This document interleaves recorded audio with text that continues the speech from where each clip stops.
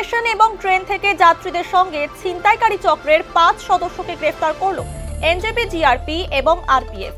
ধৃতদের নাম মোহাম্মদ রহবর, ওয়াহিদ, মোহাম্মদ সোহরাব আলম, মোহাম্মদ জাবেদ এবং মোহাম্মদ সৈয়দ আলম। ধৃতরা বিহারের বাসিন্দা।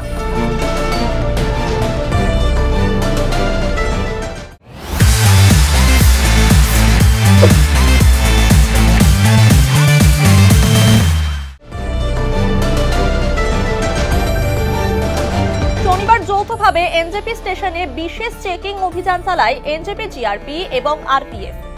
অভিযানে 5 জনের কাছ থেকে 9টি মোবাইল ফোন উদ্ধার হয়।